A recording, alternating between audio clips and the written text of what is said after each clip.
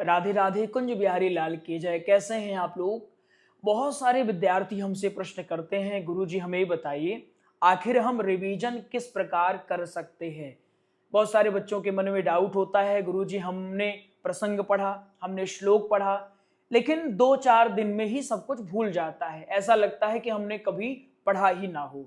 इसके लिए जोर दिया जाता है कि बच्चे रिवीजन करें। अच्छा, यहाँ बच्चे से तात्पर्य चाहे वो 15 साल का कोई बच्चा हो, 20, 25, 40, 45, 60, सभी के लिए यह वीडियो खास होने वाली है। अगर आपको भी बार बार भूल जाता है तो आपने सुना होगा एक शब्द के बारे में, रिवीजन। लेकिन रिवीजन क्यों करना चाहिए, पहले हम ये समझते हैं।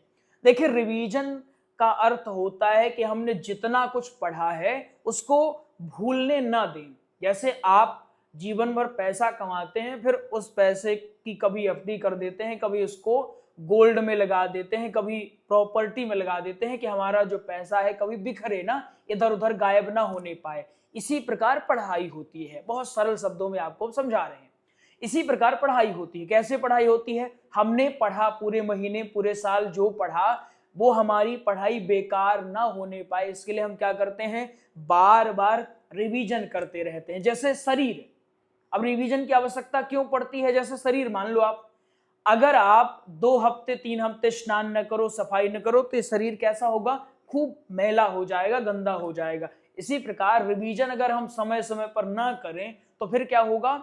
हमने जितना कुछ पढ़ा है धीरे धीरे धीरे धीरे सब कुछ भूल जाएगा। उदाहरण आपको देते हैं। जैसे मान लो एक पप्पू नाम का लड़का है, अरे पप्पू नाम के लड़के ने क्या किया? पप्पू नाम के लड़के ने महीने भर, 1 माह तक इसने गहन अध्ययन किया, पढ़ता गया पढ़ता गया पढ़ता गया पढ़ता गया, पूरी पढ़ाई 1 महीने में किया। लेकिन पहले दिन इसने जो पढ़ा था वो 3 दिन याद रखा, फिर दूसरे दिन ऐसे ही 3-3 दिन अंतराल करते करते जब महीने भर में आया तो इसने कितने टॉपिक पढ़े? हम मान सकते हैं कि इसने महीने भर में 30 टॉपिक पढ़ा। लेकिन अब इसको महीने के अंत में कितने टॉपिक याद रहेंगे?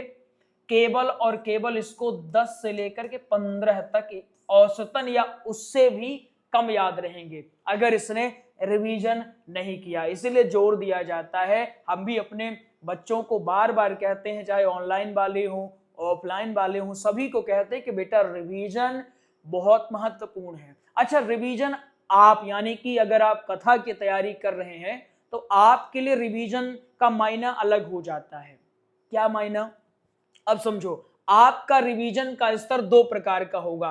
पहला स्तर होगा श्लोक का, दूसरा स्तर होगा प्रसंग का। बहुत ध्यान से समझना, क्योंकि आपके पास 2 चीजें हैं। एक है श्लोक, बहुत महत्वपूर्ण है, किसी भी कथा को ले लीजिए आप, और दूसरे हैं प्रसंग, ये भी अत्यंत महत्वपूर्ण है।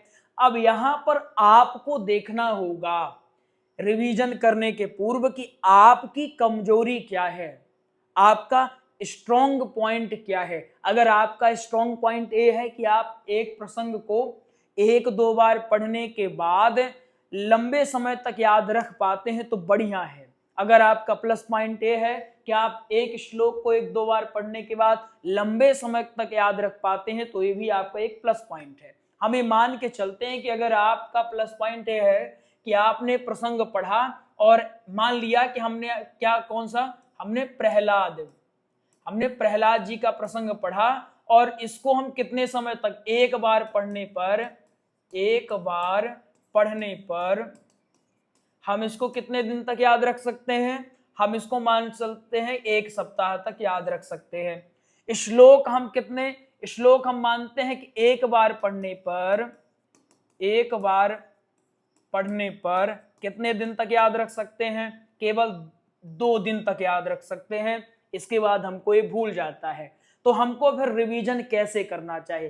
क्यों ऐसा आपको बता रहे हैं कि पहले ये देखो, ताकि आपका समय भी बच सके और आप अधिक से अधिक अध्ययन भी कर सकें और अधिक से अधिक आपका रिवीजन भी हो सके। समझ पा रहे हो? फिर से बताएं, चलो फिर से सुनो। रिवीजन सभी के लिए महत्वपूर्ण है, लेकिन रिवीजन किसका कितना करना चाहिए वो विशेष ध्यान देना पड़ेगा। अगर आपका प्रसंग कमजोर है तो फिर रिवीजन इसमें ज्यादा आपको टाइम देना पड़ेगा। श्लोक अगर आपको जल्दी भूल जाते हैं तो फिर इसमें आपको खूब समय देना पड़ेगा। लेकिन नॉर्मली क्या हमने देखा है कि बच्चों को प्रसंग लंबे समय तक याद रहता है अगर उन्होंने अच्छे से पढ़ा है तो।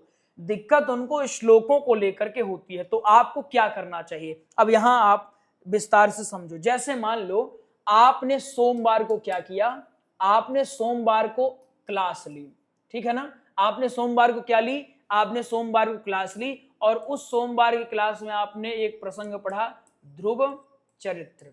और आपने देखा कि हमारे गुरुजी ने ध्रुव चरित्र को ऐसे बता दिया है कि लंबे समय तक हमको ये याद रहेगा। लगभग मान लिया कि हम 10 दिन तक तो औसतन हमको कोई भी प्रसंग पढ़ाया जाए 10 दिन तक औसतन याद रहता ही है। ये स्वाभाविक बात है, अगर हमने अच्छे से पढ़ा है तो हमने क्या किया, 10 दिन ये याद रहेगा। लेकिन इसके जो श्लोक हैं हमने देखा कि ये तो हमको केवल 2 दिन याद रहते हैं, तीसरे दिन हमको क्या होता है, तीसरे दिन ये हमको भूलना शुरू हो जाते। तो हम क्या करेंगे, हम एक नियम बनाएंगे। हम नियम क्या बनाएंगे, श्लोकों को, जैसे हमने आज एक श्लोक पढ़ा तो उसका रिवीजन हमने आज कर लिया और उसके बाद उसका रिवीजन कल भी कर लिया और इसके बाद हमने 3 दिन के लिए छोड़ दिया और 3 दिन दूसरे श्लोकों को पढ़ा, है ना। और फिर से जब यहां पर दूसरा दिन प्रारंभ हुआ तो फिर से हमने इसी का रिवीजन करना शुरू कर दिया। और सरल समझाएं और समझो। जैसे देखो, हमको सोमवार को ध्रुव चरित्र पढ़ाया गया और इसके श्लोक पढ़ाए गए, तो हम क्या करेंगे, हम सोमवार को, नहीं समझ में आ रहा और सरल कर दें जी गुरुजी, थोड़ा सा और सरल कर दो, हमको आनंद आ जाए, हमको सब पल्ले पड़ जाएगा। चलो अपने स्टाइल में आओ। ये कौन है, ये हमारे पप्पू भैया हैं। क्या नाम है इनका भाई, पप्पू। इनका नाम है पप्पू भाई। क्या नाम है भाई, पप्पू भाई। इनको क्लास में हमने, कौन, आपके गुरुजी ने क्लास में इनको क्या पढ़ाया है, ध्रुव चरित्र पढ़ाया है। यही पढ़ाया है ना, ध्रुव चरित्र पढ़ाया है।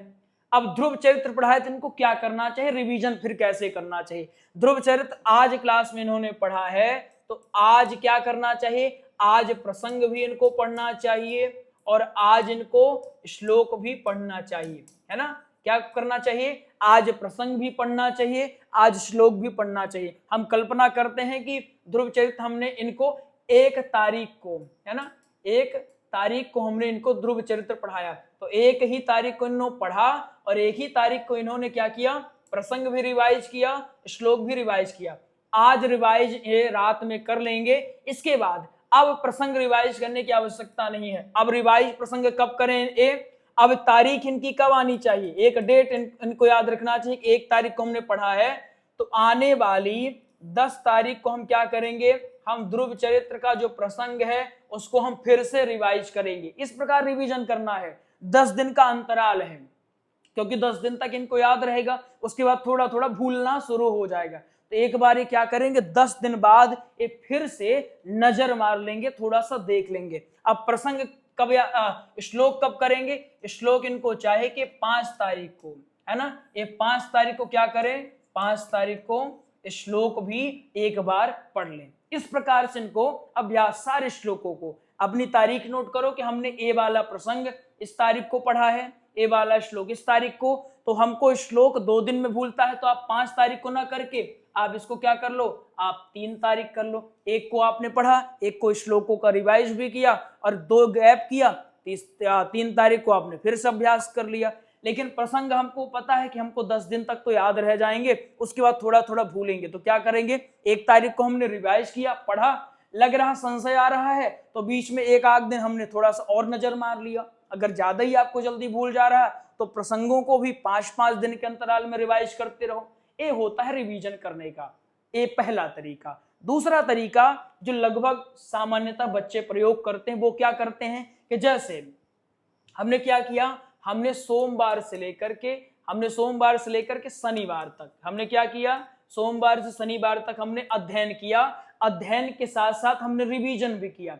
रविवार को हम क्या करते हैं, रविवार हम छुट्टी ना मना करके रविवार हम पूरा रिवीजन ही करते हैं। क्या करते हैं, रविवार को हम पूरे प्रसंग को रिवाइज करते हैं। लेकिन ऐसे में क्या होता है कि रविवार अगर आपने बाकी दिनों रिवाइज नहीं किया है, आपके पास बहुत सारा मैटर आ जाता है। ऐसे में रिवीजन करने जब आप बैठते हैं तो आपका मन थक जाता है। थकता कैसे है कि बहुत ज्यादा रिवाइज करना पड़ेगा, कैसे कर पाएंगे, नहीं करेंगे, छोड़ो। इसलिए पहला जो तरीका हमने बताया उसका प्रयोग करना चाहिए। अब आपको यहाँ पर क्या करना है, पहले तरीके का और दूसरे तरीका का, दोनों तरीकों का आपको प्रयोग करना है और फिर आपको रिवाइज करना है। कैसे आपको रिवाइज करना है, आपने देखा कि जो जो मेरा पोर्शन कमजोर अधिक है उसको मैं क्या करूंगा, उसको हर 3-3 दिन के अंतराल में पढ़ता जाऊंगा, ऐसे मेरा सब कुछ तैयार होगा। प्रसंग को मैं क्या करूंगा, केवल रविवार को प्रसंग पढ़ लूंगा। तो ऐसे में श्लोक आपका रोज तैयार हो रहा है, रोज रिवाइज हो रहा है, प्रसंग आप रविवार को पढ़ ले रहे हैं बढ़िया ढंग से, बोझ भी नहीं पड़ेगा और याद भी होगा। तो रिवीजन कैसे करना है, प्रत्येक रविवार को यानी सप्ताह में एक बार रिवीजन, फिर महीने में एक बार, इस प्रकार आपका एक चलता रहना चाहिए क्रम। ठीक है, सप्ताह में एक बार क्या करना है, जितना आपने पूरे सप्ताह में पढ़ा है उसका रिवीजन करो। जब आपका 21 दिन हो जाए, 21 दिन कितना, 21 दिन हो जाए तो फिर क्या करो, आपने अभी तक जितना कुछ पढ़ा है पूर्व में शुरुआत से लेकर, जैसे पहला दिन, दूसरा दिन, तीसरा, तो आप पूरे क्रम को एक बार आपको देखना पड़ेगा, सबको आपको पढ़ना पड़ेगा। फिर ऐसे महीना भर जब हो जाए तो फिर एक बार और पढ़ना पड़ेगा। यानी कि पुनरावृत्ति या फिर दोहराव या रिवीजन आपका जब लगातार चलते रहेगा तो ही आपको लाभ होगा पढ़ाई का। नहीं इधर पढ़ते जाओगे उधर आपको भूलना शुरू हो जाएगा। बहुत सारे बच्चों के साथ ये समस्या होती, कहते हैं गुरुजी हमने खूब अच्छे से पढ़ा था, याद भी किया था, लेकिन भूल गया। क्यों भूल गया, क्योंकि आपको समय नहीं पता। पहले तो देखो कि आपको कितने समय तक याद रहता है, प्रसंग कितने समय तक और श्लोक कितने समय तक। अमूमन श्लोक 2 से 3 दिन तक अगर आपने अभी नया नया पढ़ा है, 2 दिन तक याद रहता है, तो 2 दिन के बाद तीसरे दिन रिवीजन करना शुरू करो।